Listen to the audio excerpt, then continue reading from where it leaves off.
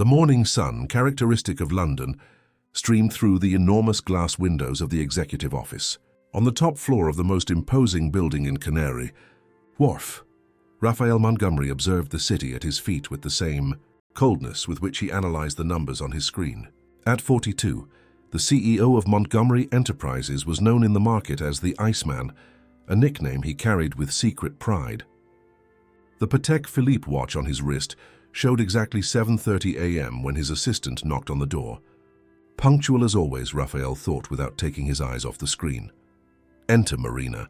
Marina Collins, 26, entered the office silently. Dark hair pulled back in an impeccable bun, a perfectly tailored grey suit, precise and discreet steps.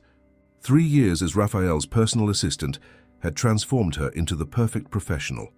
Invisible when not needed, efficient when summoned. Good morning, Mr. Montgomery. The merger reports with Tech Global are updated in your folder. The board confirms the meeting for 2 p.m. and your jet is prepared to depart at 5 p.m. for dinner with the Chinese in Manchester. Raphael did not thank her. He never did. He merely gave an almost imperceptible nod while continuing to analyze the financial spreadsheets. Marina, accustomed to the silence, placed a folder on the table and turned to leave. The lawyers from Hamilton & Associates confirmed they will be here at 10 a.m. to finalize the details of the $500 million negotiation. This time, Raphael looked at her. The negotiation with European investment funds for the acquisition of the largest supermarket chain in the Midlands was the pinnacle of his career. £500 million that would consolidate Montgomery Enterprises as one of the largest holdings in the country. Coffee. No sugar. That was all he said. Marina nodded and left. As she closed the door, she put a hand to her chest. The pain she had felt for weeks was more intense today, but she couldn't show weakness. She couldn't lose this job. It was all she had. While pouring coffee into the French porcelain cup, Marina felt her vision blur. She took a deep breath, discreetly leaning against the counter of the executive pantry. Felicity, the financial director's assistant, noticed her discomfort. "Are you all right, Marina?" "Yes, just a bit tired. I worked late yesterday preparing the presentation for today's meeting." Marina forced a smile as she picked up the cup. She couldn't fail, not today. It was the most important day for Raphael. The chest pain increased as she straightened up, but she ignored the signs as she had been doing for months. Her salary barely covered the rent of her small apartment in the outskirts and her underground fares. She hadn't had health insurance since her previous employer went bankrupt. In the corridor, she passed Andrew Hayes, the company's CFO and Raphael's right-hand man.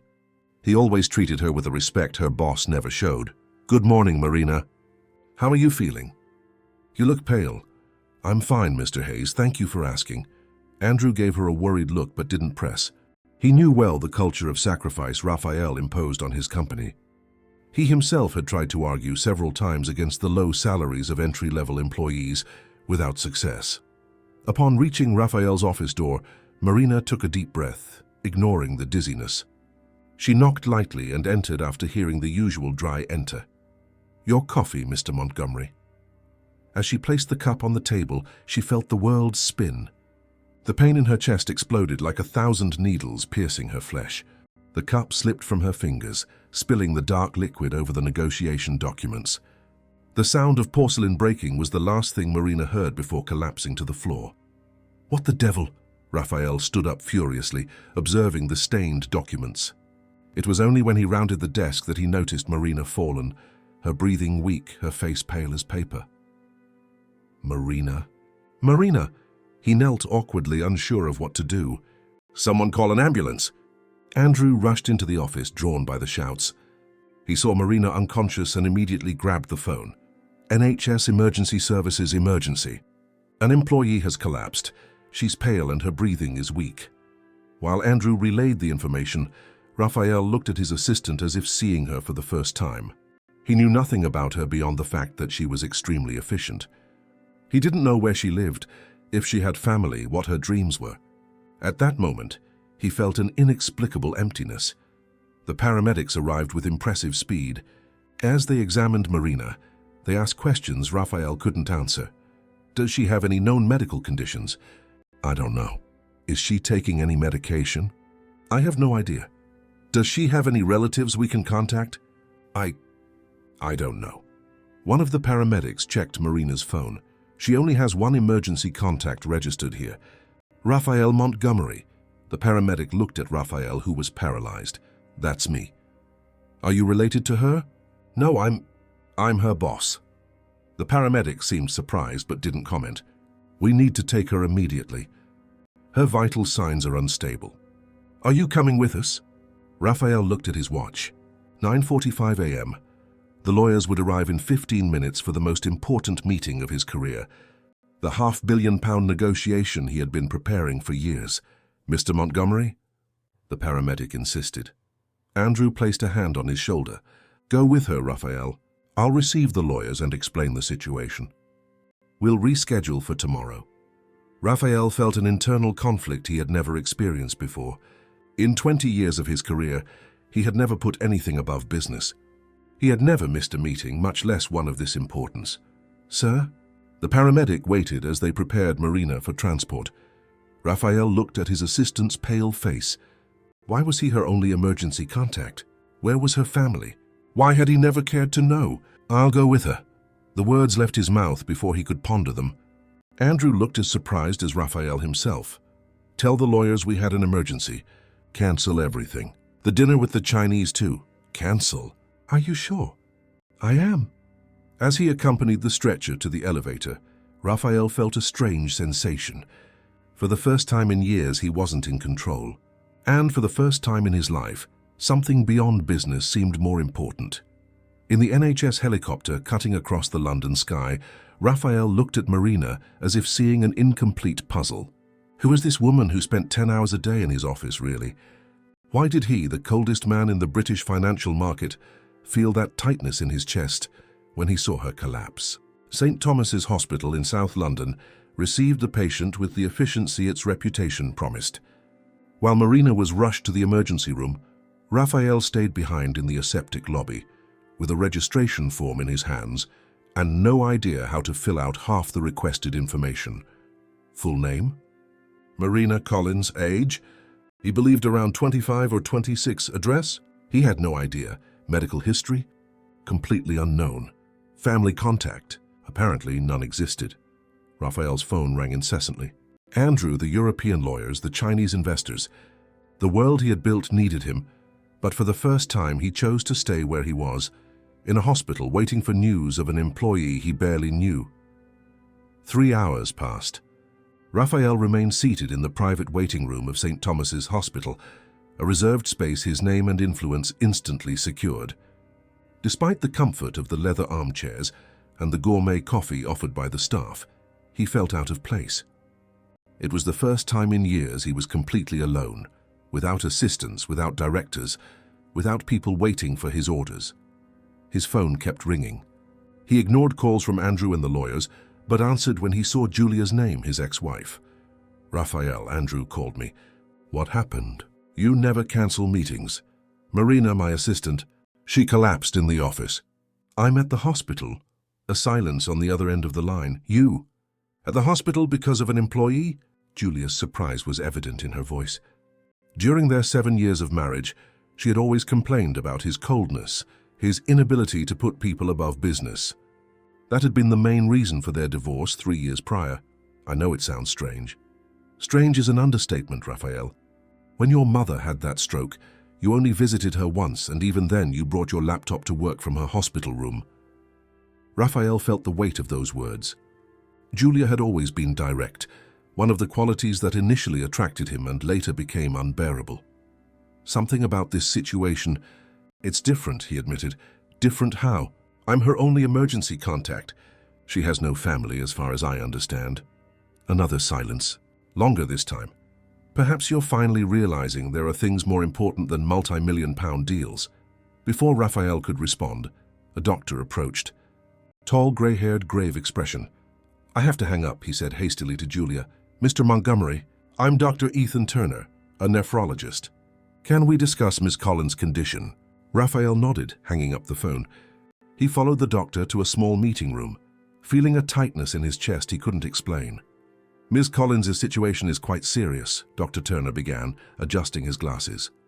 She has intermediate-stage kidney failure, severe anemia, and a concerning case of malnutrition.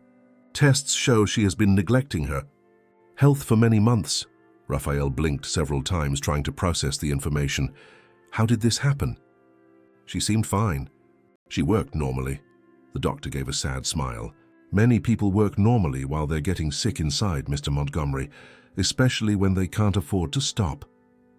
The veiled criticism did not go unnoticed. Raphael felt his face flush. She needs immediate treatment. Dialysis, transfusions, intensive nutritional support. We checked and she doesn't have health insurance. Do you know if she can afford the treatment costs? Raphael felt a punch to the stomach. Marina worked daily with documents involving millions, organized his schedule of meetings with billionaires, served coffee in cups that cost more than her monthly salary, and she didn't have health insurance. What's her salary? He asked suddenly. The doctor looked confused. Pardon? I'm not asking you, Raphael murmured, already reaching for his phone. He dialed Andrew. Andrew, I need you to immediately check how much the company pays Marina Collins. And I want to know why she isn't on our corporate health plan. Andrew was silent for a few seconds before responding. Raphael, you know that administrative assistants are not part of the staff who receive the premium plan. It was your decision to cut costs 2 years ago. They only have a basic plan that covers simple consultations, not hospitalizations or complex treatments. And the salary? £2,200.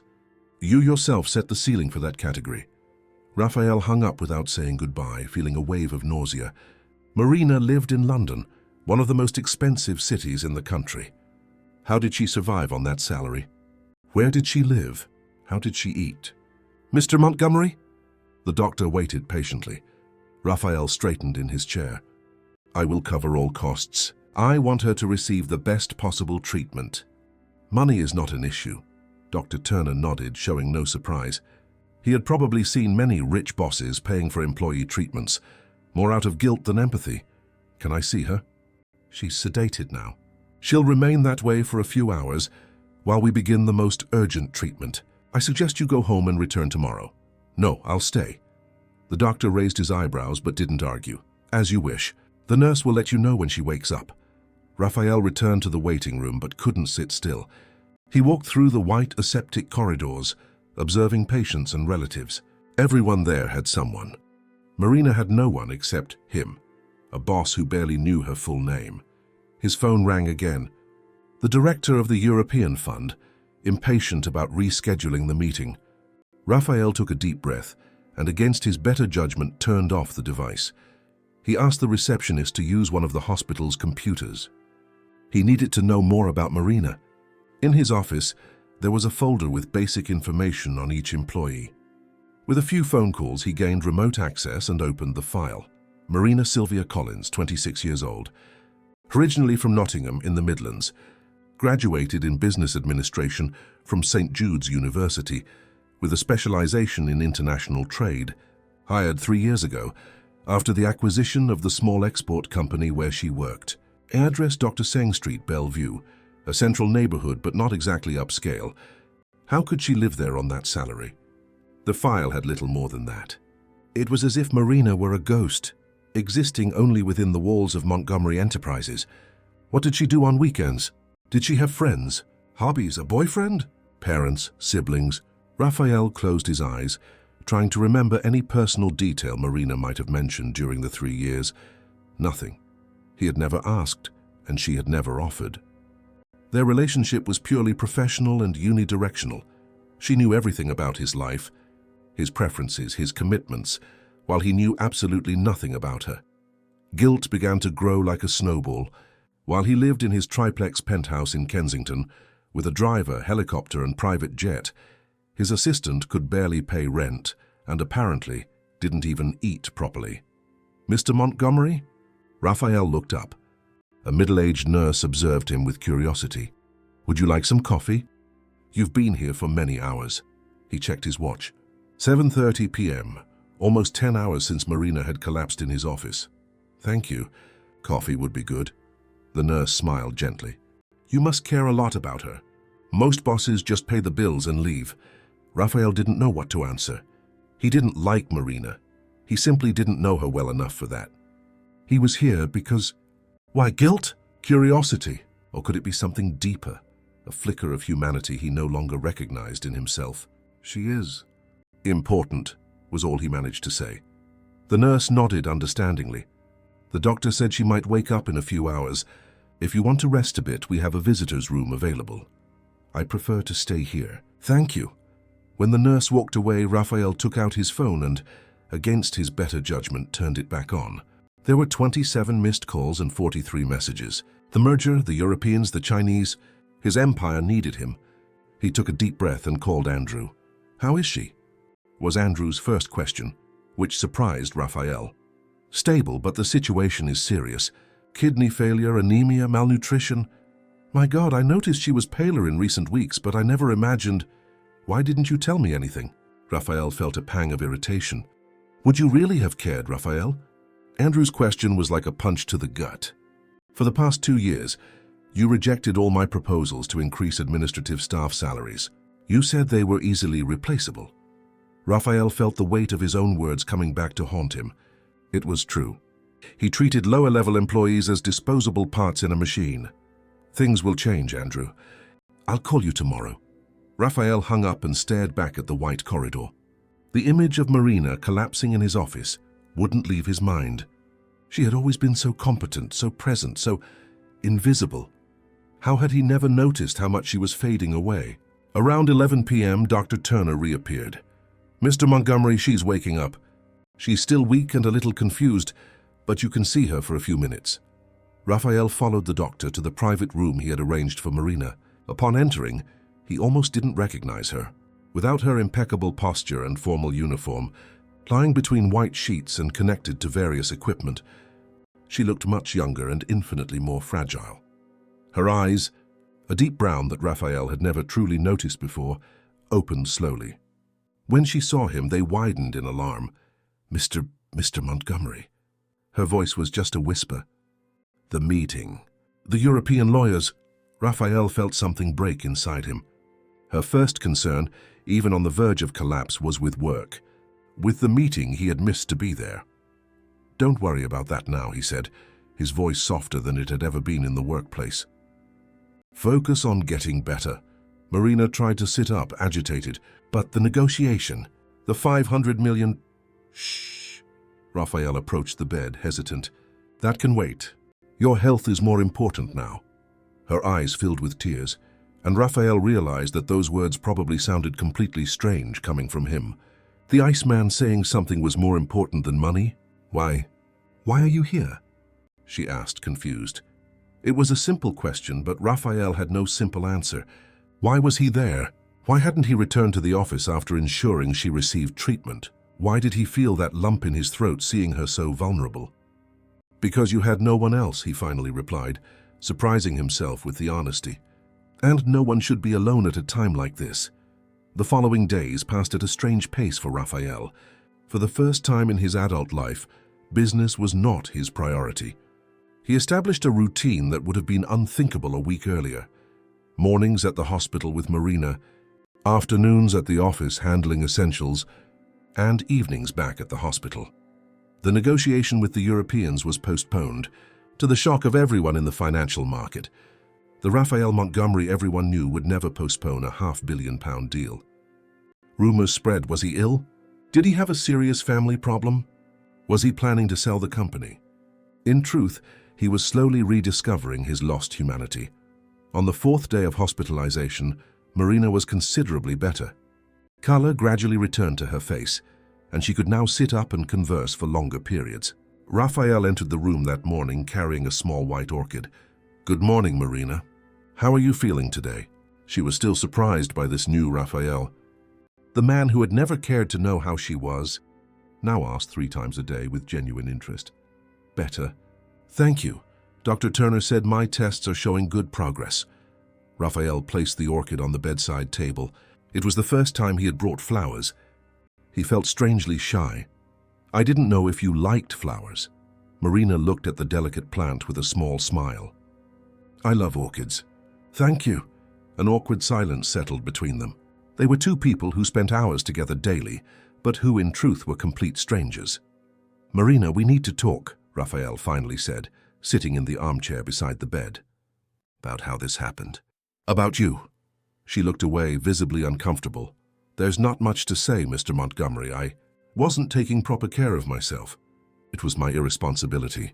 "Raphael." "What?" "Just call me Raphael." "Outside the office, please." She nodded awkwardly. "Raphael." He took a deep breath. "The doctor explained your situation to me.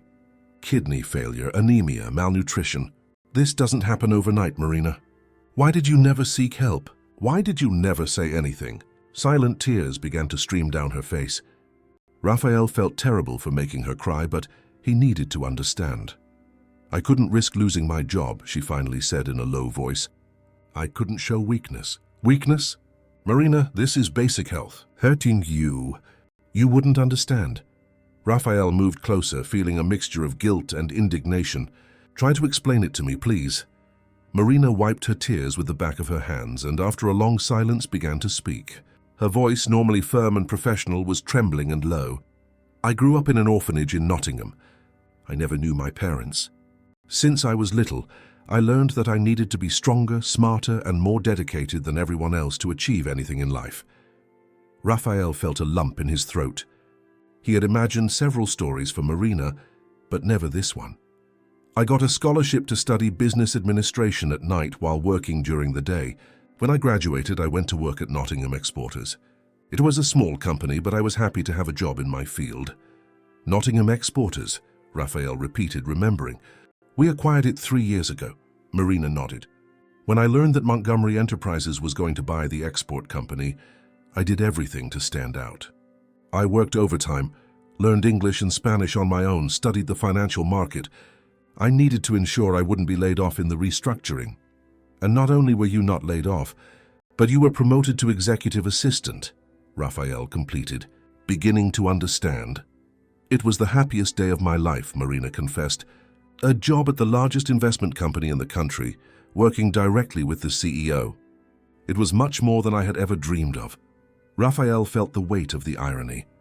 What for him was just another acquisition and another anonymous employee, for her represented the culmination of a life of struggles.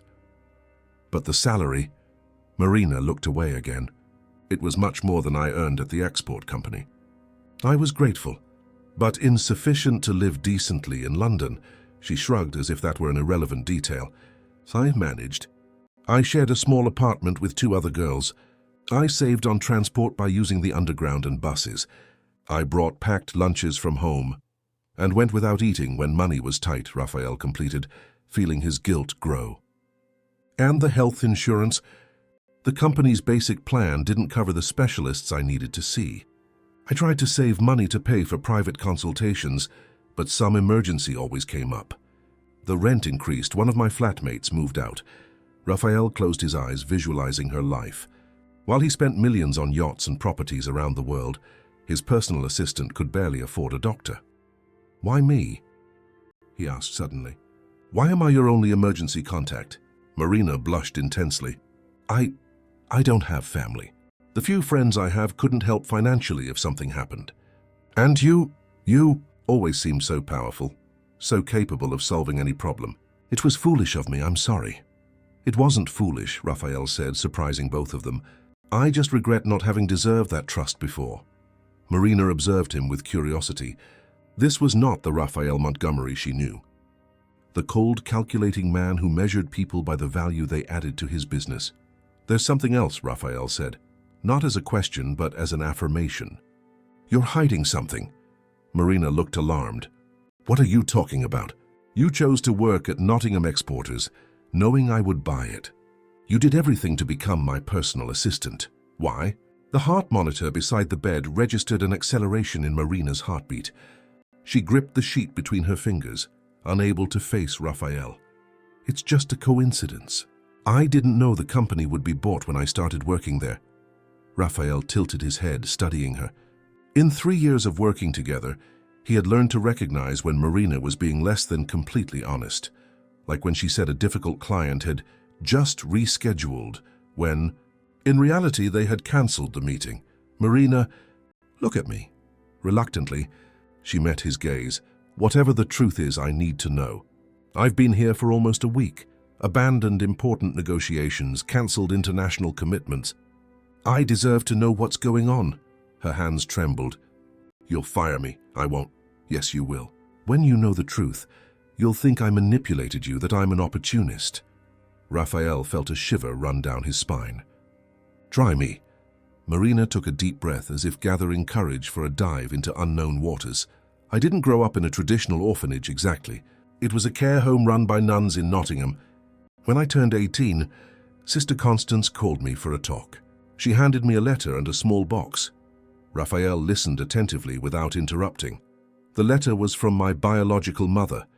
She wrote it before she passed away. She asked the nuns to give it to me when I was an adult." "And what did the letter say?"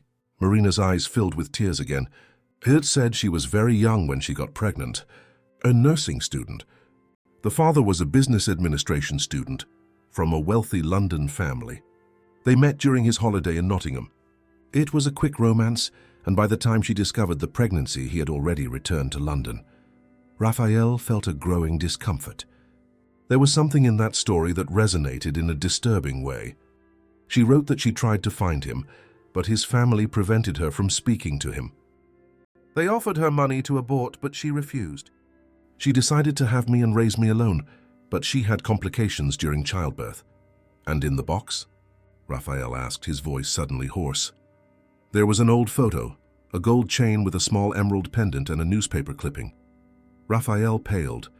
He knew a chain like that very well. His brother Gregory wore an identical one, a gift from their grandmother when he entered university to study business administration. Gregory, who had died in a car accident 15 years ago at 25.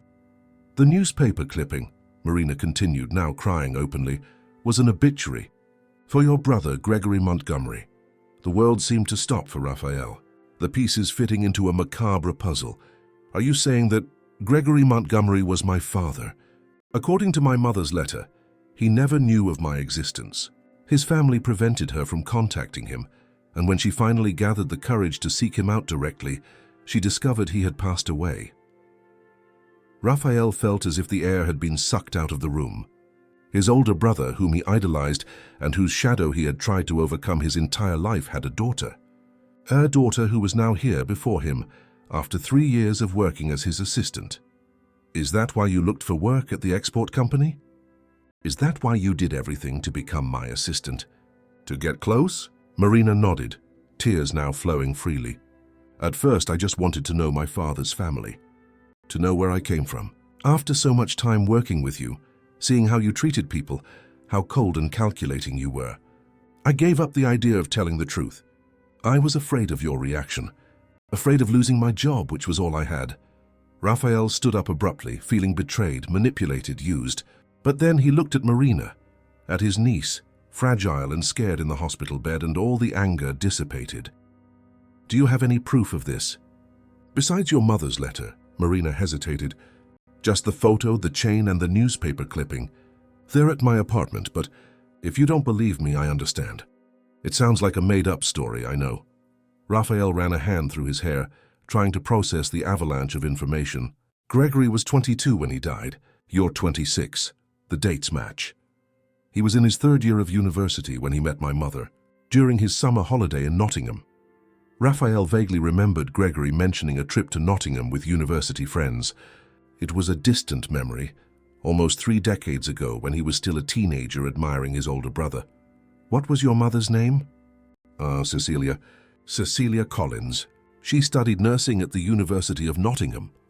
Raphael closed his eyes, trying to remember if Gregory had ever mentioned that name. Nothing came to mind. But that meant nothing. His brother had always been discreet about his romantic conquests. "We need a DNA test," he finally said. Marina seemed relieved by the absence of immediate rejection. "I understand." "That's fair." Raphael sat back down, stunned. If this were true, and something inside him said it was, his life had just completely changed. "Why did you never approach the Montgomery family directly? Why this indirect approach?" Marina smiled sadly. "I tried at first. I called the company headquarters a few times, but it never got past the secretary. I sent letters that were never answered. Montgomery Enterprises has entire departments dedicated to filtering unwanted contacts. Raphael nodded. It was true. As a public figure and billionaire, he received hundreds of requests, sad stories, and attempts at approach every month. His security and public relations team blocked almost everything. When I realized the direct path wouldn't work, I decided I needed to approach through merit. I wanted that when I finally told the truth, you would already know me as a professional, not just as someone making a claim. It was an intelligent approach. Typical of a Montgomery, Raphael thought with a mixture of admiration and shock. Why now? Why didn't you tell me before? Marina wiped her tears. It never seemed like the right time. You were always so distant, so focused on business. I thought you'd just see me as another opportunist, trying to get money from the family. And over time I convinced myself that maybe it was better that way. Being close was enough. Raphael thought about how many times he had been rude to her, how many times he had treated her like an object, a disposable tool. And all that time she was his niece, the daughter of the brother he had loved so much. I'm sorry, he said, surprising both of them with the sincerity in his voice. I'm sorry for everything. The lab sent the DNA test results in record time. It was no surprise. When Raphael Montgomery requested urgency, the world bowed. He was alone in his office when the email arrived. His fingers hesitated over the mouse, feeling the weight of the moment. That result could change everything, or confirm what his heart already knew. He clicked to open the document. Probability of kinship, 99.9998%. Raphael closed his eyes, letting the reality fully hit him. Marina was his niece, Gregory's daughter, his own flesh and blood. In the 10 days since the revelation at the hospital, Raphael had lived as if in a trance. He conducted business automatically, delegated important decisions to Andrew, something unthinkable until then. His mind was consumed by memories of his brother and the discovery of the niece he never knew existed. Marina had been discharged the day before, but Raphael had insisted she rest. He had arranged a comfortable temporary apartment, 24-hour nurses and a private chef. It was the least he could do. Now, with the result in hand, there was no escaping the truth. He picked up the phone and called her. Hello? Marina's voice still sounded fragile. We got the result. A silence on the other end of the line. And? She finally asked, her voice barely containing her nervousness. Positive. Something to a 98% certainty. He heard her let out a long sigh, followed by a muffled sound. She was crying. Can I come over? We need to talk. Yes, of course, she replied between sobs. Raphael called his driver, and 40 minutes later was at the elegant apartment in Chelsea that he had rented for Marina. She awaited him in the living room, pale but visibly better than in the hospital days. She wore a simple tracksuit, something she would never wear in the office, and looked much younger and more vulnerable. They looked at each other for a long moment, both uncertain how to act in this new reality. They were no longer boss and assistant. They were uncle and niece, family. May I see? Marina finally asked, extending her hand. Raphael handed her the folder with the result. She read it carefully, tears falling again. I always knew, she said in a low voice. Ever since I saw his first photo. We have the same smile, you know. Raphael nodded. Now that he knew the truth, the similarities were obvious. The shape of her face, the way she furrowed her brow when concentrating, everything reminded him of Gregory. Why didn't you show me the proof you had? The letter, the photo, the chain? Marina slowly stood up and went to the bedroom, returning with a small wooden box. It's all here. I never part with it. She opened the box and first took out a yellowed envelope. My mother's letter. Raphael took it carefully as if touching a sacred relic. The handwriting was delicate, feminine. He began to read. My dearest daughter, if you are reading this letter, it means you have come of age without me by your side. This is my greatest pain and greatest regret. There are so many things I wish I could have shared with you, so many lessons I wish I could have taught. But there is a truth you deserve to know about your father, your family, your origins. Your father's name was Gregory Montgomery, a business administration student at the University of London, from a wealthy and traditional London family. We met when he came to Nottingham with friends in January 1994. It was a quick, intense and true love. When I discovered I was pregnant, he had already returned to London. I tried to contact him several times, but his family prevented it. His mother offered me money to solve the problem. I refused. You were never a problem for me, my daughter. You were always my greatest joy. Years later, when I finally gathered the courage to seek him out directly, I discovered he had suffered an accident. He was no longer with us. He never knew of your existence. Do not bear resentment towards this family. They were merely protecting their son from what they considered a trap. They were wrong about me, but their intentions came from love. If one day you wish to know them, seek them out. You have that right, but do it for yourself, not for me.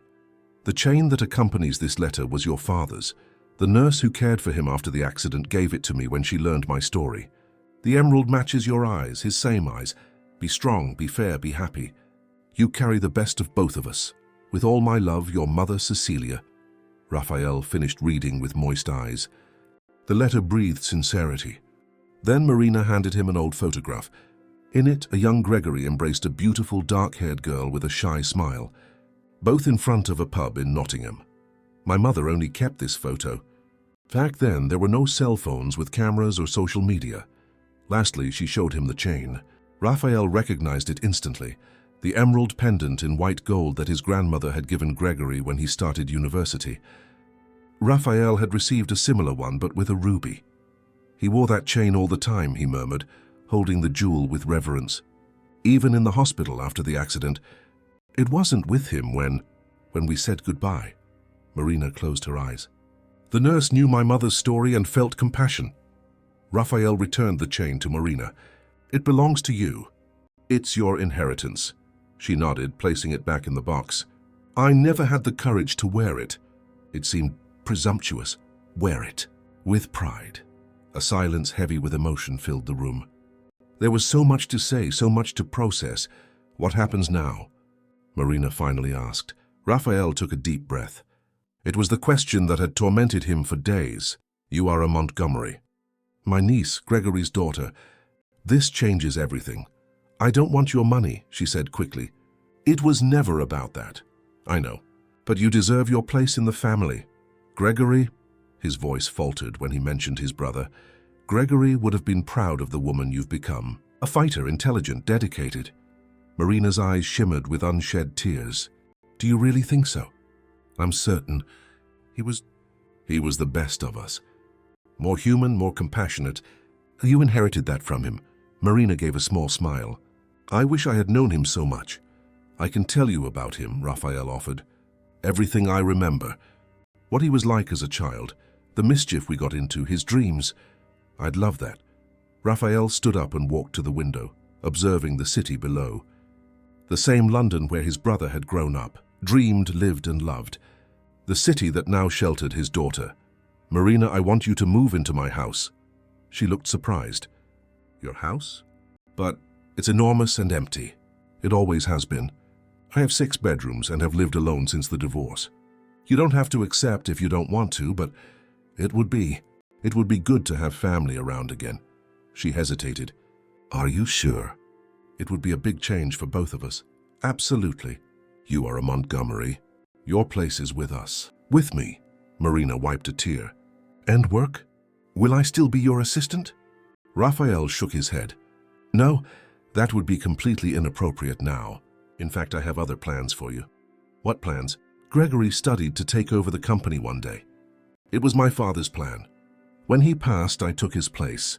But now you are here. Your background is in business administration. You have market experience. If you wish, you can take on a suitable position in the company. Learn the business. Follow in your father's footsteps. The shock was visible on Marina's face. But I don't have experience for that. I'm just an assistant. No, you're much more. You always have been. I just didn't allow you to show it. That will change. Raphael's phone rang. It was Andrew, probably with some business emergency. For the first time in his life, he rejected the call without hesitation. I want to visit the care home where you grew up, he said suddenly. I want to meet the nuns who cared for you. I want to know everything about your life, Marina. The 30 years we lost. She smiled. a luminous smile that so resembled Gregory's that it made Raphael's heart ache. "We can visit St. Cecilia's home whenever you want. Sister Constance is still there. She'll be so moved. We'll go next weekend, and we'll bring a substantial donation." That institution cared for Raphael Montgomery's niece. It deserves the best. Marina stood up and on an impulse hugged Raphael.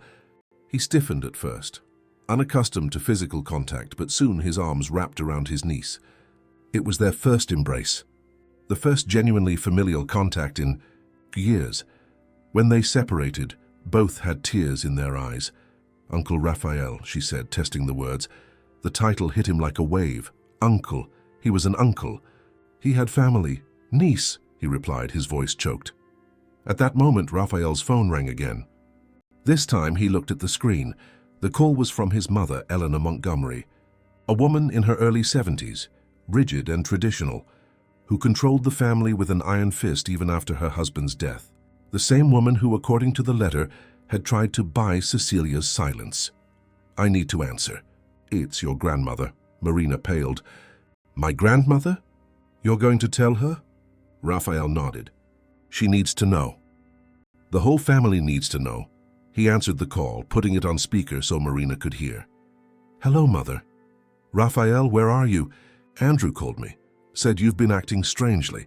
Cancelled important meetings, delegated decisions. Are you ill?" The concern in her voice was genuine, but focused on the business consequences, not her son's well-being. Typical of Eleanor Montgomery. "I'm not ill, Mother. I'm fine. Better than I've been in many years, actually." "Then what's going on?" "The merger with the Europeans." "Mother," Raphael interrupted, "I need you to come to my apartment tonight. I have something important to tell you." "Something about Gregory." The silence on the other end of the line was dense. Gregory was almost a taboo in the family. The pain of his loss had never truly healed. "What about Gregory?" Eleanor finally asked, her voice cautious. "It's better if we talk in person. Can you come at 8 p.m.? "I'll be there." Raphael hung up and looked at Marina, who was trembling slightly. "She's going to hate me," she whispered. "No, she won't. She might not show it at first, but you are a part of Gregory, her favorite son. It will be a shock, but she will embrace you." Marina didn't look convinced. "What if she doesn't believe it? What if she thinks it's a setup, an attempt to get money?" Raphael pointed to the DNA test result on the table. "This is science, not opinion. And even if she doubts initially, just look at you. You have his eyes, his smile, even some gestures. It's impossible not to see." Marina nodded nervously. "Don't worry," Raphael continued. "I'm by your side now. You are a Montgomery. No one will deny you that again." The hours that followed were surreal. Raphael cancelled all his appointments for the day, something he had never done before, and spent the entire afternoon talking with Marina. He told stories about Gregory as a child, showed old photos on his phone, spoke about family traditions. It was as if a dam had broken. Words, memories, and emotions that had been contained for years now flowed freely. Marina listened to everything with bright eyes, absorbing every detail about the father she had never known. Occasionally, she shared stories of her own childhood in the nuns' home, her struggle to study, her small triumphs and great difficulties. "What was it like growing up without parents?" Raphael asked at one point, immediately realizing how inappropriate the question was. But Marina was not offended. Difficult, but not as bad as it could have been. The sisters were strict but fair. And there were other children. We formed a kind of family. Even so, "I'm sorry you went through that." She shrugged. "It wasn't your fault. It was our family's fault. If my mother had allowed Cecilia to speak with Gregory, we can't change the past," Marina interrupted gently. "Only the present and the future." Raphael nodded, admiring her wisdom and lack of bitterness. He thought about how many times he had held grudges for much smaller offenses. How much he had to learn from this young woman, who, despite all the difficulties, remained upright and compassionate. At 7 p.m., Raphael called his housekeeper, instructing her to prepare dinner for 3 people. Then he called his driver to take Marina to his penthouse apartment in the most luxurious building in Kensington. "Are you sure you want to do this today?" she asked, clearly nervous. "Maybe we should wait. Give me time to..." The longer we postpone it, the harder it will be, Raphael replied gently. Besides, you've waited 26 years. That's long enough. The meeting with Eleanor Montgomery was exactly as Raphael had predicted, tense, emotionally charged, and ultimately transformative. The family matriarch, at 72, still maintained the elegant posture and penetrating gaze that intimidated executives and politicians. When Raphael revealed Marina's existence, there was first vehement denial, then silent shock, and finally, upon seeing the DNA test and the emerald chain, convulsive sobbing that none of those present had ever witnessed before. "My grandchild," she sobbed, holding Marina's face in her trembling hands. "A part of my Gregory. How did I not see this before?" Marina, who had expected rejection, found herself enveloped in a tight embrace from a grandmother she had just discovered. In the days that followed, the news spread through the family. Cousins, aunts, and uncles, everyone wanted to meet Gregory's daughter, the lost Montgomery heiress. Raphael watched with a mixture of joy and nostalgia as Marina was absorbed into the clan. The loneliness that had characterized her life for so long finally seemed to come to an end. 3 weeks after the revelation, Raphael called an extraordinary board meeting of Montgomery Enterprises. The board, composed mainly of family members and some trusted executives, gathered in the imposing room on the 40th floor of the headquarters building. Andrew, as CFO, sat to Raphael's right. Marina was present for the first time, in a chair strategically positioned on the opposite side of the table. "I thank everyone for their presence," Raphael began, his voice warmer than anyone had ever heard in a corporate meeting. "As you know, the past few weeks have brought significant changes to our family. And where there are changes in the Montgomery family, there are changes in Montgomery Enterprises." The board members exchanged glances. Rumors of a restructuring had been circulating through the corridors for days. "First," Raphael continued, "I would like to formally introduce Marina Montgomery Collins. As of today, she ceases to be my executive assistant and assumes the position of Director of Corporate Social Responsibility, reporting directly to me." Murmurs swept through the room. Montgomery Enterprises had never had a corporate social responsibility department before.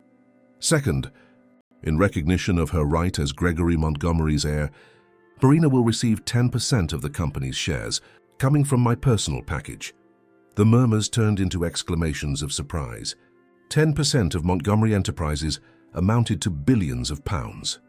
Marina looked as shocked as the others. This detail had not been discussed between them previously. "Third," Raphael continued, ignoring the commotion, "I announce a fundamental change in this company's business philosophy. As of today, Montgomery Enterprises will not only be a financial powerhouse, but also a model of ethical and sustainable capitalism." He paused, letting his words sink in before continuing.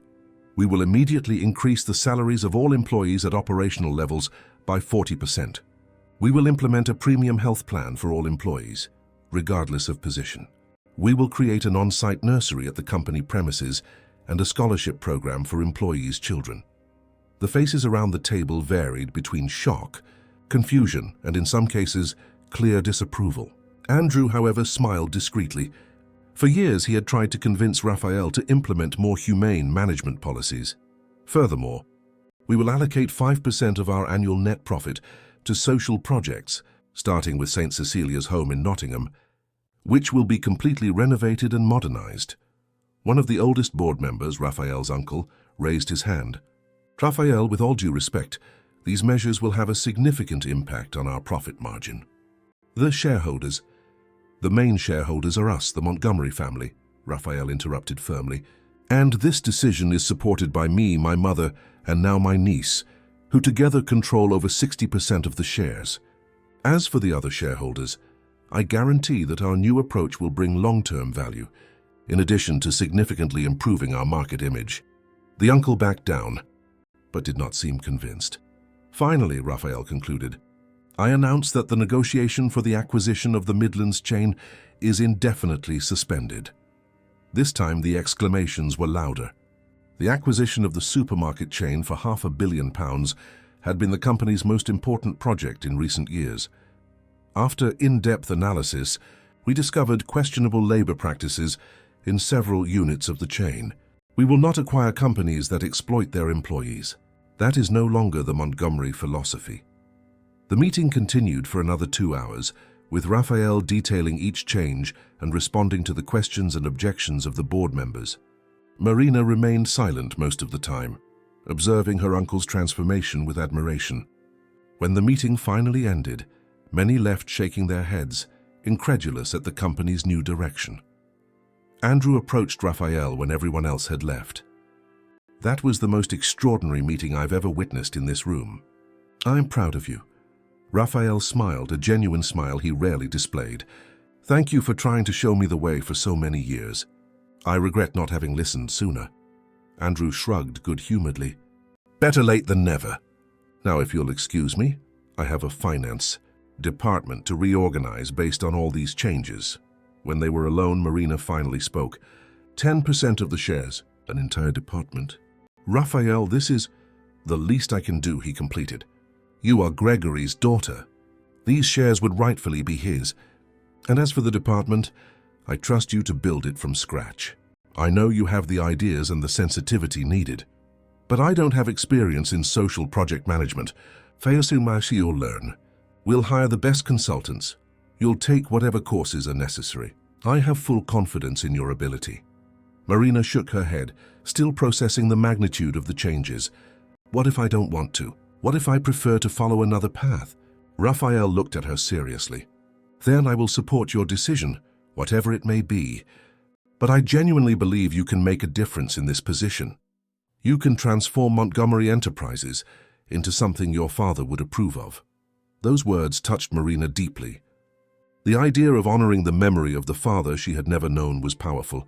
"I'll try," she finally said, "but I need you to promise me one thing." "What?" "That this isn't just a momentary impulse. That you won't go back on it when the dust settles and the shareholders start to pressure you." Raphael smiled. "I promise. In fact, I intend to go even further. This is just the beginning." The following months were a period of intense transformation, both for Raphael and for the company. Marina moved into her uncle's mansion in the exclusive Hampstead area, a gigantic property that, until then, housed only Raphael and his ghosts. The house, once silent and cold, came alive with the presence of his niece. The new corporate social responsibility department quickly became the center of attention in the company. Marina, overcoming initial insecurity, proved to be a natural leader, with an innovative vision for the social role of corporations. Her projects ranged from renovating schools in disadvantaged communities to creating business incubators for young, low-income entrepreneurs. To the surprise of many, the changes implemented by Raphael began to show positive results faster than expected. The new salary policy and benefits drastically reduced employee turnover. The company's image improved significantly, attracting talent that previously refused offers from Montgomery Enterprises due to its reputation as a toxic environment. 1 year after Marina's collapse in the office, Raphael organized an event to celebrate the anniversary of the Corporate Social Responsibility Department. In the luxurious ballroom of the Shard Hotel, the elite of London's business community, politicians, celebrities, and, of course, the entire Montgomery family gathered. Marina, elegant in a navy blue dress that highlighted her eyes, so similar to Gregory's, circulated through the room presenting the results of the first year of work. By her side, always attentive and protective, was Henry Lawson, a university economics professor she had met during a project with the University of London. Their relationship had progressed rapidly, to Raphael's delight, who saw in the serious and idealistic young man a good complement for his niece. Across the room, Raphael was talking with Andrew and his wife when he felt a light touch on his arm. It was Julia, his ex-wife, invited to the event as a representative of a partner NGO. "Good evening, Raphael. Impressive event." "Julia, thanks for coming." An awkward silence settled between them. Andrew and his wife discreetly moved away, leaving them alone. "I never thought I'd see the day Raphael Montgomery dedicated an entire party to a social project," Julia commented, a slight smile on her lips. Raphael shrugged. "People change. Some never change," she retorted. "But you really have changed. The transformation is visible." "I had a good reason." Both looked at Marina, who was now on stage preparing to give a speech. "She's extraordinary," Julia said. "She has your business brilliance, but with a heart. She reminds me of Gregory." Raphael nodded, feeling the familiar tightness in his chest when he thought of his brother. "I wasted so many years, Julia. So many years chasing profit and power, ignoring what truly matters. It's never too late to start over." He looked at her with curiosity. During their marriage, Julia had always been the voice of reason he systematically ignored. "You seem less bitter," she laughed. "Perhaps because now I see that you finally understood what I was trying to tell you during our marriage. It's gratifying, even if it's too late for us." On stage, Marina began her speech, first thanking her family, especially grandmother Eleanor and Uncle Raphael, for the opportunity and support. Then, she presented the impressive numbers of the first year. Over 50 projects implemented, directly benefiting more than 10,000 people. But beyond the numbers, she continued, her voice clear and confident, what truly matters are the transformed lives. The employees who can now offer health insurance to their children. The young people from disadvantaged communities who found opportunities through our scholarships. The women who started small businesses with our microcredit program. Raphael watched with pride, barely recognizing the shy assistant he had treated as invisible for so long. And none of this would be possible, Marina continued, without the vision and courage of a person who decided that business success and social responsibility are not mutually exclusive. A person who transformed not just a company, but an entire corporate culture. Her eyes met Raphael's in the crowd. "My uncle, Raphael Montgomery, taught me that it's never too late to change, to evolve, to become a better version of oneself. And that true legacy is not measured in money or power, but in the positive impact we make on the lives of others." Raphael felt tears in his eyes, something unthinkable for the former Iceman. Julia, beside him, lightly squeezed his arm in a gesture of silent support. "Therefore," Marina concluded, raising a glass, "I propose a toast, not just to the corporate social responsibility department, but to second chances, to personal transformations, and to new beginnings." The crowd applauded enthusiastically, raising glasses in a collective toast. Raphael, too, moved to speak, merely raised his glass in his niece's direction. After the speech, as Marina descended from the stage to receive congratulations from the guests, Henry approached her with a mysterious look. "You were incredible," he said, kissing her lightly. "Thank you. I was nervous. No one noticed. By the way," he hesitated, suddenly serious, "I have something to ask you." Marina looked at him with curiosity. "What?" Henry took a deep breath and, to her surprise and everyone around, knelt down, pulling a small box from his pocket. "Marina Montgomery Collins, would you do me the honor of becoming my wife?" A murmur of excitement swept through the room. Marina, with tear-filled eyes, was momentarily speechless. Her gaze sought Raphael in the crowd, finding him beside Julia, both smiling encouragingly. "Yes," she finally replied, her voice choked with emotion. "Yes, I accept." Henry stood up and placed the ring on her finger, a delicate piece with a small emerald strikingly similar to the one on the chain that had belonged to Gregory. The symbolism did not go unnoticed by Marina, who hugged her fiancé tightly. Raphael approached, followed by Eleanor, to congratulate the couple. The matriarch, who in 1 year had transformed from a distant and severe figure into a loving grandmother, embraced Marina with tears in her eyes. "Your father would be so proud," she whispered in her granddaughter's ear. "And I am." Raphael in turn extended his hand to Henry. "Welcome to the family, Professor. I hope you're prepared for the Montgomerys." Henry smiled. "I'll do my best, sir." "Raphael," he corrected. "We're family now." The celebration extended late into the night. To any external observer, it would be just another high society London party. But for Raphael, it represented much more. The birth of a new era, both personal and professional. As he watched Marina and Henry dancing, surrounded by friends and family, Raphael couldn't help but reflect on the incredible journey of the past 12 months. From a cold, results-obsessed CEO to a man reconnected with his humanity. From an empty, silent mansion to a home full of life and joy. "What are you thinking about?"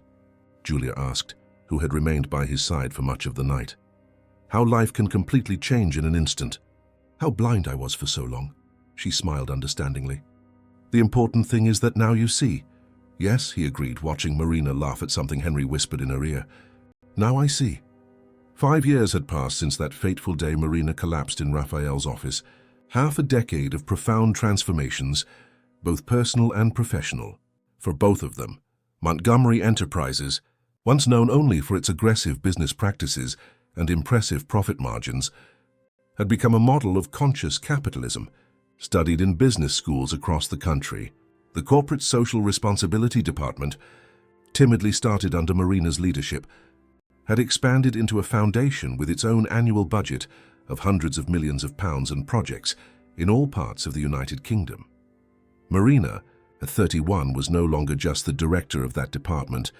After a master's degree in social impact management at the London School of Economics and various international courses, she had assumed the executive vice presidency of the company, becoming Raphael's right hand and his probable successor. Her marriage to Henry, now a full professor of behavioral economics at the University of London, had completed 3 years. And to crown the couple's happiness, they awaited the arrival of their first child, a boy who, by unanimous decision, would be named Gregory. Raphael, in turn, had transformed in a way few would believe possible. The Iceman, as he was known in the past, had completely disappeared. In his place emerged a charismatic and humane leader, respected not only for his strategic vision, but also for his ethical approach to business. His reconciliation with Julia surprised everyone, not as a romantic return, but as a deep friendship based on mutual respect. She now directed one of the main NGO partners of the Montgomery Foundation. On that sunny September morning, the mansion in Hampstead was abuzz. Staff scurried back and forth, preparing the final details for the party that would take place in the afternoon, a baby shower to celebrate the imminent arrival of little Gregory. The garden had been decorated with blue and green balloons, the favorite colors of Gregory Sr., as Raphael had made sure to remember. Marina, with an 8-month belly already quite prominent, supervised the preparations from a comfortable armchair on the terrace. Beside her, Henry consulted a list on his tablet. "I think everything's all set," he said, running a hand through his dark hair with a sigh of relief. "The sweets arrive in an hour, the party favors have already been distributed on the tables, and the DJ confirmed his presence." Marina smiled, stroking her belly. "I still think a DJ for a baby shower is overkill." "Tell that to your uncle," Henry laughed. He insisted. Said his great-nephew deserves the best party London has ever seen. As if invoked by the mention, Raphael appeared on the terrace, impeccably dressed even on a Saturday morning. "How's my favorite vice president?" he asked, leaning in to kiss Marina's forehead. "And my great-nephew? Kicking like a pro already." Marina laughed. "We're great. And yes, he won't stop moving. I think he inherited the Montgomery energy." Raphael smiled, proud. The idea of a new Montgomery, especially one who would bear his brother's name, filled him with a joy he had never imagined possible. "Andrew just arrived," he announced. "He's in the office finishing up some contract reviews for Monday. Work on a Saturday?" Henry shook his head disapprovingly. Some things never change at Montgomery Enterprises. "Actually," Raphael corrected good-humoredly, "he mainly came for the party, but since he'll be here, we decided to get ahead on some details of the new acquisition." Marina's eyes widened. "You're not actually going to discuss business during my baby shower, are you?" Raphael raised his hands in surrender. "Only until the guests arrive, I promise. After that, I'm exclusively the doting great-uncle." Marina and Henry exchanged amused glances. Despite all the changes, Raphael remained a born businessman. "I'll help him then," Henry said, standing up. "The faster they finish, the better." "No need," Raphael replied. "In fact, I came to get Marina. Andrew brought something to show her." Intrigued, Marina allowed her uncle to help her stand up. Her belly made every movement a small challenge. "What are you two up to?" she asked as they walked slowly to the office in the east wing of the mansion. "A surprise," Raphael replied mysteriously. "Something we've been planning for months." Raphael's office in the mansion was almost as imposing as the one at the company, spacious, with floor-to-ceiling bookshelves, a huge solid wood desk, and windows offering a spectacular view of the garden. Andrew waited for them, talking with Julia, who apparently had just arrived as well. "Here's our star," Andrew announced as they entered. "Ready for the big reveal?" Marina greeted them with kisses. "What revelation?" "You're making me curious." Raphael led her to his chair and then picked up a folder from the desk. "As you know, tomorrow is the annual board meeting, where we will discuss the strategic planning for the next year." Marina nodded. She was perfectly aware as much of the material had been prepared by her team. "What you don't know," Raphael continued, "is that we have an extra item on the agenda, which we have kept secret until now." Andrew smiled, handing her a second folder. "A corporate restructuring proposal." Marina frowned, opening the folder. Her eyes quickly scanned the document, widening in surprise as she understood the content.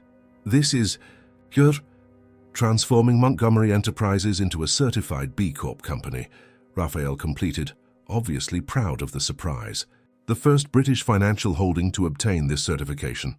A B Corp, or benefit corporation, was one legally required to consider the impact of its decisions on its employees, customers, suppliers, community, and environment. It was the formal recognition of a commitment to conscious capitalism. This is incredible," Marina said, moved. "But the board, the minority shareholders, we've already spoken with everyone," Andrew explained. "Surprisingly, there was little resistance. The results of the past 5 years were convincing enough." It was true. Despite massive investments in social and environmental programs, and the salary increases implemented for all levels, Montgomery Enterprises had maintained impressive profitability, though less than in the days of the Iceman. More importantly, its market reputation had drastically improved, attracting new investors and partners aligned with its values. "But that's not all," Raphael added, exchanging a knowing look with Andrew and Julia. "There's one more surprise." He handed Marina a third document, this one with the official letterhead of the UK government. "What's this?"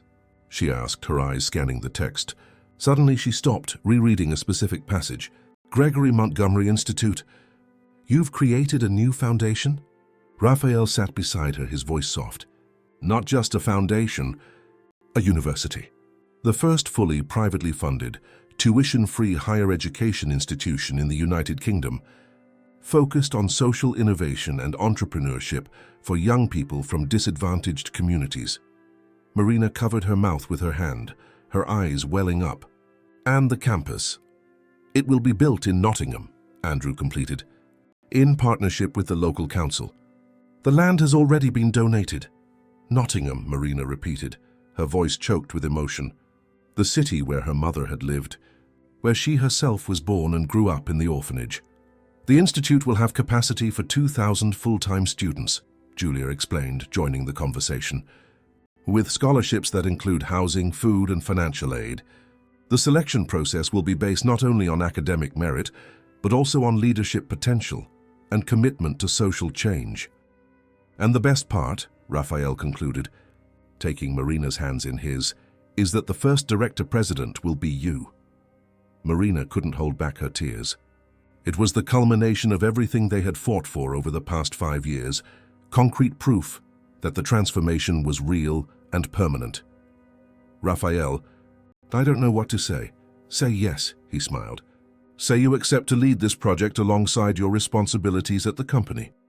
I know it's a lot, especially with the baby coming, but I also know that if anyone can do this, it's you." Marina nodded, unable to speak. Henry, who had been watching the scene from the doorway, approached to hug her. "Congratulations, my love," he said, kissing her temple. "You deserve this. And don't worry about little Gregory. Between me, your uncle, your grandmother, and the entire Montgomery Enterprises team, he'll have more babysitters than he could ever wish for." Everyone laughed, easing the emotion of the moment. Marina wiped her tears and hugged each person present. "Thank you," she finally said, "for believing in me, for giving me a family, for everything." Raphael smiled, feeling that familiar pang in his chest, no longer of pain or regret, but of gratitude and fulfillment. "We thank you, Marina. You taught us more than you imagine." An employee discreetly knocked on the door, announcing that the first guests were arriving. The emotional conversation would have to be interrupted for the party. In the afternoon, the garden of the Montgomery mansion filled with life and joy. Over 200 guests attended to celebrate the imminent arrival of little Gregory. Family, friends, colleagues, business partners, and even some of the nuns from St. Cecilia's home, including the now elderly Sister Constance, who had made sure to come from Nottingham especially for the occasion. Marina, seated in a comfortable armchair decorated like a throne, received gifts and hugs, radiant in her emerald green dress, the color of Gregory's eyes, the color of the pendant that had belonged to her father. Eleanor Montgomery, at 77, remained elegant and stately beside her granddaughter, occasionally wiping a discreet tear.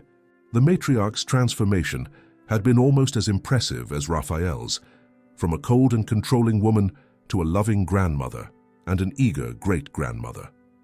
When most of the guests had arrived, Raphael asked for everyone's attention, raising a glass of non-alcoholic champagne in solidarity with his pregnant niece. "I want to thank everyone for being here on this special day," he began. "We are here to celebrate not only the arrival of a new life, but also a cycle that comes full circle. 5 years ago, I received a phone call that forever changed the course of my existence." He briefly narrated the story many there already knew: Marina's collapse, the discovery of their kinship, the personal and professional transformation that followed. He spoke of his brother, how Gregory had always been the best of us, and how, through Marina and now the baby, his spirit lived on. "Today," he continued, his voice gaining strength, "I have the pleasure of announcing 2 great pieces of news. First, the certification of Montgomery Enterprises as a B Corp company, formalizing our commitment to a more humane and sustainable capitalism."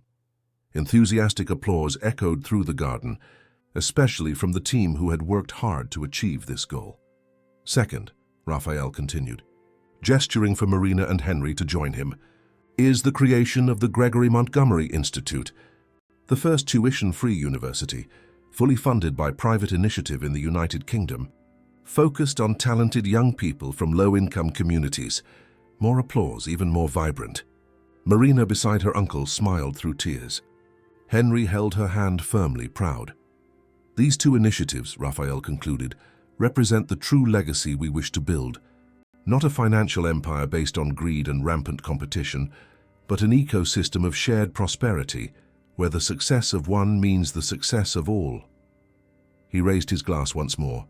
"So I toast to the future, to little Gregory, who will grow up in a world that we hope will be a little better thanks to the efforts of his family. To Marina and Henry, who taught me the meaning of courage and integrity. And to all of you, who are part of this journey of transformation." Glasses rose in a collective toast, as the afternoon sun bathed the garden with an almost magical golden light. After the speeches, as Marina descended from the stage to receive greetings from the guests, she was surprised by a special video prepared by the Foundation's team. Emotional testimonials from people impacted by Montgomery Enterprises' social projects over the past 5 years. Young people who received scholarships, mothers who started small businesses, communities that had schools renovated, employees who could offer adequate medical treatment to their children thanks to the new health plan. "See?" Raphael whispered in his niece's ear as they watched the testimonials together. "This is the true legacy. Not the billions in bank accounts, but the transformed lives." Marina nodded, too moved to speak. Her hand rested on her belly, where little Gregory moved vigorously, as if he too wanted to participate in the celebration. The party continued animatedly until early evening. When the last guests were leaving, Marina, exhausted but happy, retired to rest a little. Raphael accompanied her to the stairs leading to her room. "It was a perfect day," she said, hugging him. "Thank you for everything, Uncle Raphael." "I thank you, Marina, for coming into my life, for giving me a second chance." She smiled, holding his hand. "You know what's funny? I spent so long trying to get close to you to find a family, and in the end, it was I who found a family through you," he completed. At that moment, Marina made a surprised expression, putting her hand to her belly. "What is it?" Raphael asked, concerned. "Nothing much," she laughed. "Just your great-nephew doing somersaults." "Want to feel?" She took Raphael's hand and placed it on her belly. After a few seconds, he felt it, a firm, decisive movement beneath his palm. "Incredible," he murmured, marveling. "See? He's already eager to meet his great-great-uncle." Raphael smiled, feeling an emotion he never would have imagined possible a few years earlier. And I'm eager to meet him, to see the extraordinary man he will become with parents like you. 3 weeks later, in the early hours of an October morning, Raphael's phone rang, waking him from a peaceful sleep. It was Henry, his voice trembling with excitement. "We're going to the maternity ward. Marina's gone into labor." Raphael dressed in record time and headed to St. Thomas's Hospital, the same one where Marina had been hospitalized 5 years earlier, the setting for the beginning of that extraordinary journey. On the way, he called Eleanor, Andrew, Julia, and other family members. In the hours that followed, the maternity waiting room filled with anxious Montgomerys. Raphael paced back and forth, unable to calm down, despite Andrew's good-humored attempts to distract him. Finally, at 6:43 a.m., Henry appeared in the corridor, his face exhausted but radiant. "It's a boy. 8 pounds 6 ounces, healthy and strong." The explosion of joy was immediate. Hugs, tears, congratulations. Eleanor, always so composed, sobbed openly in Raphael's arms. "When can we see them?" Raphael asked, barely containing his eagerness. "In a few minutes," Henry replied. "They're just finishing the routine procedures." Half an hour later, in small groups, they were able to enter the room. Marina was reclining in bed, tired but radiant, holding a small bundle wrapped in a light blue blanket. When it was Raphael's turn, he entered hesitantly, almost afraid. Marina smiled when she saw him and gestured for him to approach. "Come meet your great-nephew." Raphael slowly approached the bed. His heart quickened as he saw the tiny face emerging from the blanket, chubby cheeks, dark fuzz on the top of his head, half-closed eyes. "Gregory," Marina introduced proudly. "Gregory Collins Lawson Montgomery." With trembling hands, Raphael accepted the invitation to hold the baby. The tiny bundle felt impossibly light and at the same time immensely precious in his arms. "Hello, Gregory," he whispered, his voice choked. "I'm your great-great-uncle Raphael." As if in response, the baby briefly opened his eyes that Raphael could swear had the same intense sparkle as his brother's. "He has his eyes," he said, moved. "Gregory's eyes." Marina smiled, nodding. "I know. It was the first thing I noticed." Henry, beside the bed, watched the scene with emotion. "We chose the last name with you in mind, Raphael Montgomery, so he'll always remember his roots, the extraordinary story that united our family." Raphael looked up, surprised and touched by the gesture. "Thank you. It's an honor." For a few minutes they remained silent, absorbing the magic of the moment, the miracle of new life, the continuation of a legacy, the future full of possibilities that opened before them. "You know," Raphael finally said, gently rocking the baby in his arms, 5 years ago, when I received that call from the hospital, I never could have imagined where we would end up. How a single decision, abandoning an important meeting to see how you were, would completely change the course of our lives." Marina nodded, understanding perfectly. "The most important decisions rarely seem important at the moment we make them." "True," Raphael agreed. "That day I chose humanity over business for the first time in my adult life. And that choice led me back to myself, to the person I should have been all along." Henry smiled, sitting on the edge of the bed beside his wife. "And now here we are, a complete family, a new Gregory Montgomery, to continue the story. A very different story from the one I had been writing," Raphael completed, gently handing the baby back to Marina. "A story of redemption, of second chances, of love." He watched Marina settle her son in her arms, her gaze overflowing with maternal love. The same young woman who 5 years earlier had collapsed in his office from malnutrition and exhaustion was now a strong, fulfilled woman, surrounded by love and purpose. "Thank you," Raphael said, tears streaming freely down his face, "for saving me from the prison I built for myself, for teaching me the true meaning of success and legacy." Marina extended her free hand, holding his firmly. "We saved each other, Uncle Raphael, and now together we will build a better world for little Gregory and for all the children who come after him." As the morning sun streamed into the room through the half-open blinds, Raphael Montgomery, formerly known as the Iceman, now simply Uncle Raphael or great-great-uncle, felt a peace he had never experienced. The cycle was complete. The legacy assured, Not a legacy of fortunes and power, but of humanity, compassion, and purpose. The true legacy of the Montgomerys. End of story, dear listeners. We hope this story has deeply touched your hearts.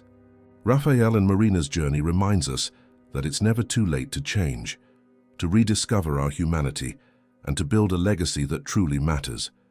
For more emotional narratives like this, be sure to subscribe to our channel by clicking the button on the right. Leave a like if this story moved you, and share your own transformation experiences in the comments. Each week we bring new stories that explore the complexity of human relationships and the power of love. After all, as Raphael discovered, true success is not measured in figures, but in transformed lives. Until our next meeting,